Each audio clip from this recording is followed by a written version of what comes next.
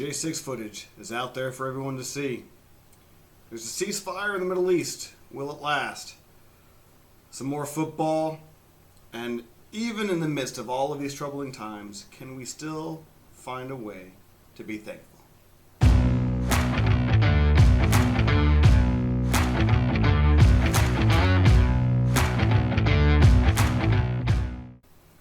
Welcome back. Thanks for stopping by Two Hands and a Foot. We won't tell you who's who. Before we get started, as always, go ahead and click that like button, click that subscribe button, hit that notification bell so you don't ever miss an episode, and then share this with all of your friends. Let's get into it. Speaker Mike Johnson, the newly elected Speaker of the House, has released 44,000 hours of footage from the supposed insurrection on January 6th of 2020. The time where they said that, oh my gosh, they were in fear for their lives because people were not happy with the outcome of the election. So we got a glimpse of all this footage back in February when Tucker Carlson released a bunch of it, and now we're getting more and more hours of the footage, and we're finding more consistencies with the fact that the January 6th message is just about as true as the Trump-Russia dossier. And so I think from this, if you watch this footage, and I have the links in the description for you, because there's a lot to watch. 44,000 hours total, but just watching a few of them shows you how deep a cover-up can go. And people want to say they want to trust government. Well, the government has to get out of the way. The government wasn't made to be the end-all, be-all.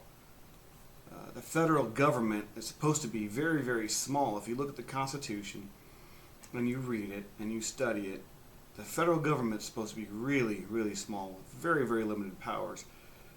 And the purpose, I believe, that our Congress, a lot of them, are loving a status quo of just bickering and arguing and who cares because it doesn't affect me type of an attitude. It's because of that. It doesn't affect them.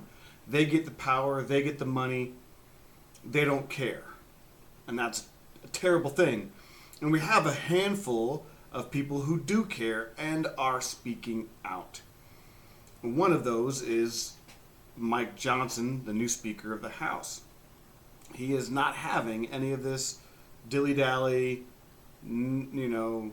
half-hearted investigation. He's throwing this out there and saying, look, what we've been saying has now been proven beyond a reasonable doubt that it's true, what we're saying.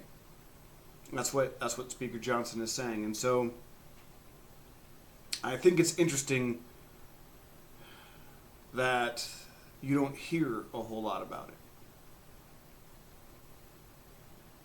A lot of times when you catch someone in a lie, they do one of two things. One, they either yell at you and call you names, or they duck tail and hide.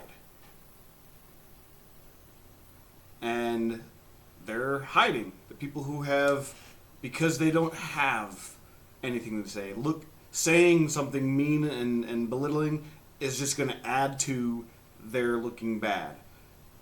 And so they hide on this one. Get rid of them. Get rid of them. Like I said, we need to bring back tar and feathering. We do. We need to bring back tar and feathering, and I think people will start to take their jobs as representatives in this nation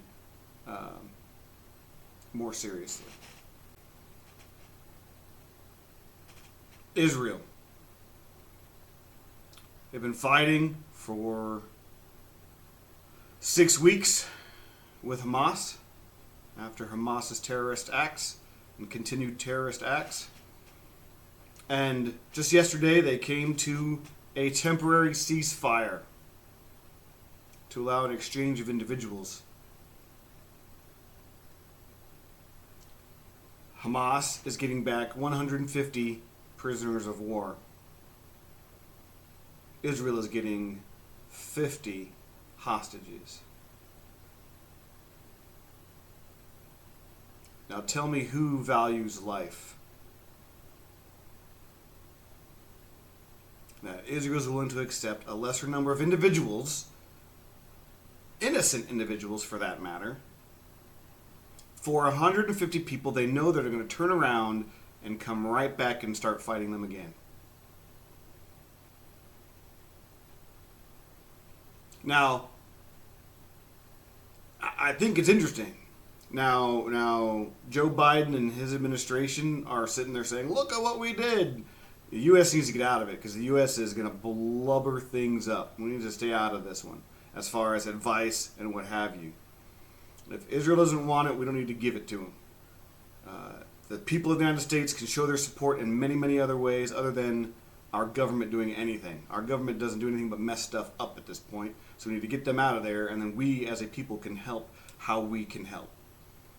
That being said, Israel says after the 4-day ceasefire, they're going to resume combat operations. Okay. Again, I am all for the wiping out of Hamas. But again, back to the deal, I guess, so to speak. 50 hostages. And they had to give up 150 combatants. Not innocent people, combatants. That could have and probably should have been executed. It's a war.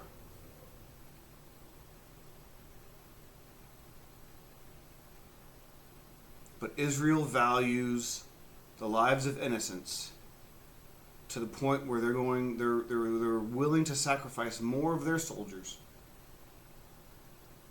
because inevitably they will have to face those 150 Hamas terrorists again and potentially lose their lives because they value the 50 hostages more.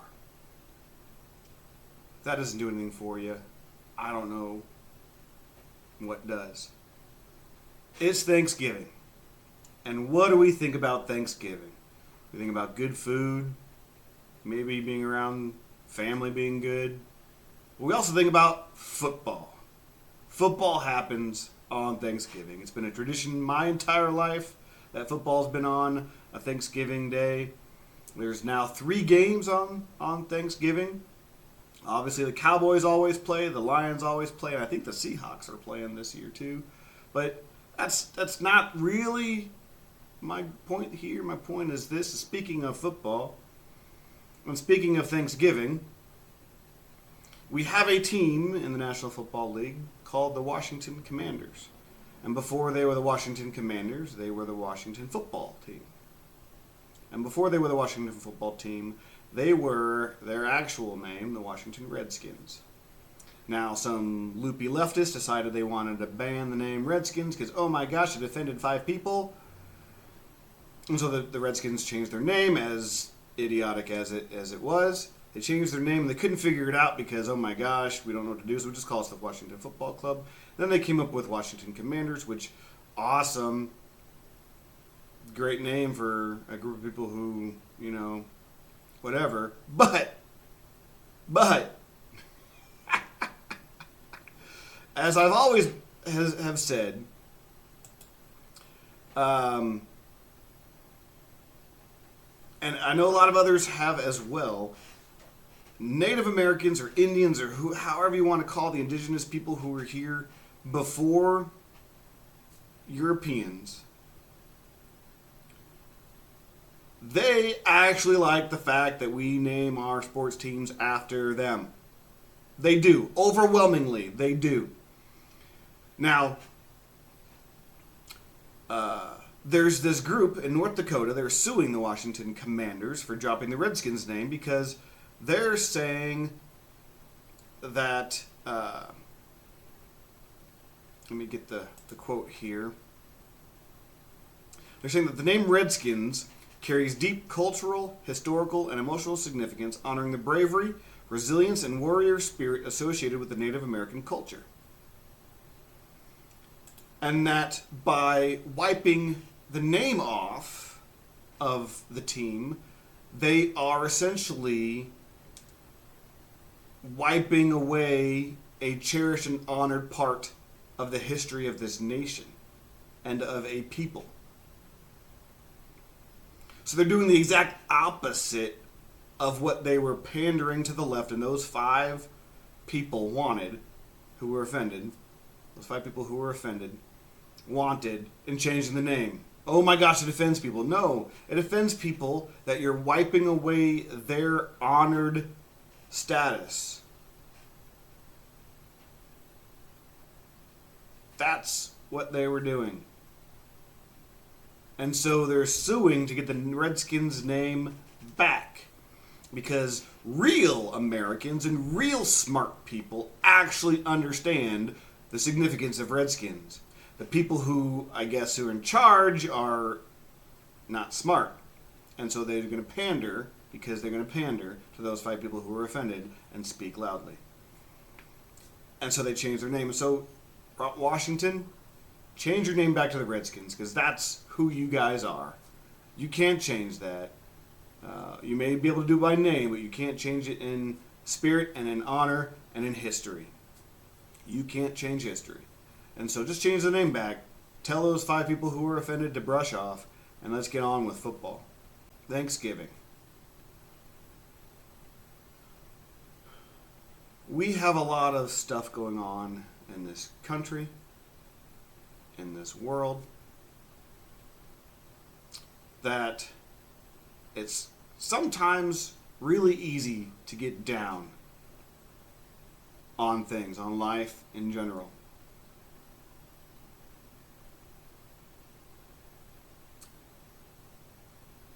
The focus of Thanksgiving isn't to commemorate the pilgrims coming in and the story of corn and the first Thanksgiving as we hear it. Those stories may have happened in a conglomeration and all that kind of...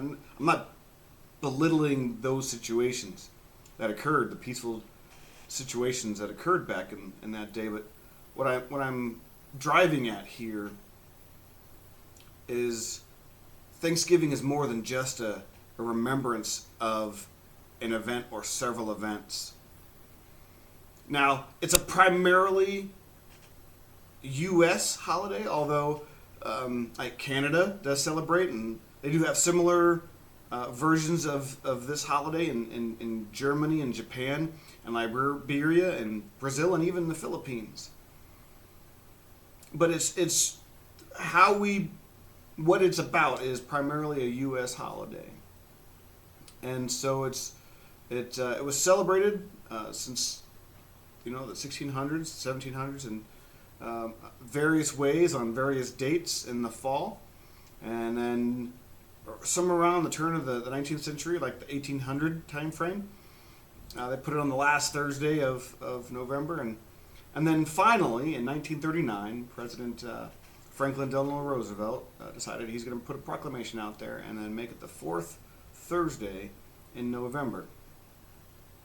And so that's what Thanksgiving is here this year. Why do we have Thanksgiving? So we can stuff ourselves full of food and watch football?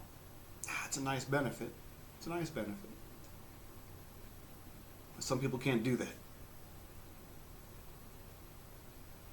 Is it to spend countless hours around family and friends? That's a nice benefit. There's some people who can't even do that. So what is Thanksgiving about? Thanksgiving is simply this. It's thanking our Creator for the blessing of being alive with the opportunities to do anything.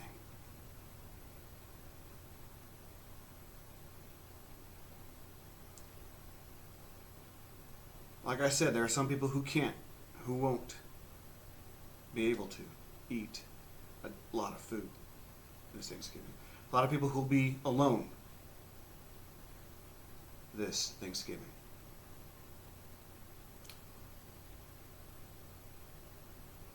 But seeing it's primarily a U.S. holiday, I'm going to put it this way, is that we are still in the state or condition that our nation is in right now. We are still the most prosperous, and we are still the best nation on the face of this planet. And that's something for which to be grateful and thankful. I have breath in my lungs. I can go out and make a difference, a positive difference. Whether it's smiling at somebody as I walk into a building, helping someone as I'm accomplishing a task, or doing something for someone without asking for anything back. The ability to do those things, that's something to be thankful for. If you can't run, walk. If you can't walk, crawl. If you can't crawl, find some way to move. We all think about, I want the big house and the fancy car and the giant TV and the video games and the sound systems, and all of that comes and goes. And here's a secret. You don't get to take any of it with you when you go. And yes, having those things can be fun. But the things that mean the most stay with you. The things that matter the most stay with you. You can come and go leaving material items. But if you have a family still alive, that's an opportunity. If you have friends that are still around or close, or you can the ability to make friends, that's still an opportunity. If you have coworkers or people that are around you, you still can make a difference. It's an opportunity. And I encourage you that even if you're in a position of struggling, find ways to help others, because that does something in you that nobody can take away from you. They can take away your stuff. They can even take away your freedom, but they can't take away what's inside of you. And so for this Thanksgiving, I want to thank God for one, creating me, and for me being the person that I am, that He's designed me to be. Without Him, I can do nothing. I'm thankful for my family. I love my family. They're all over the world. My parents don't live here in the United States, and so they live in a country where Thanksgiving isn't celebrated, and so they celebrate Thanksgiving, and so they're having it on Saturday. It's absolutely cool that they're keeping our traditions alive over where they are. And my brother has both of his daughters home, and so to be able to see that and enjoy the fellowship of friends and family here with family, and I'm thankful for my family. I know I say it family enough, but I could say it again, family, family, family, as much as I want. But I truly am thankful for my family. They have been supporters of me, and I do appreciate that. I'm thankful for my friends. I have friends that are really, really close, and I have friends that are just casual friends and acquaintances, all for which I am grateful.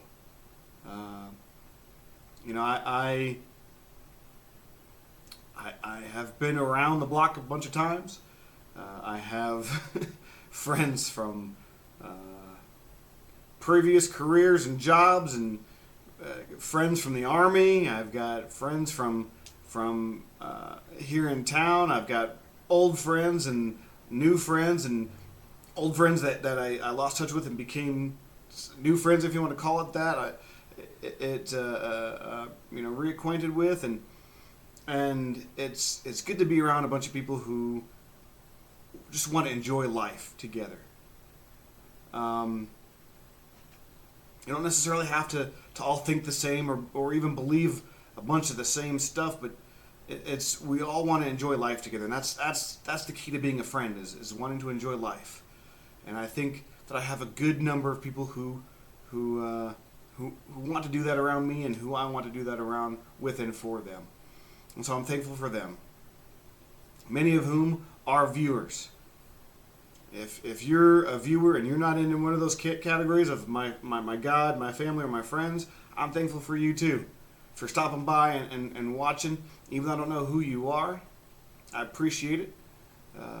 That gives me encouragement just to know that someone's watching.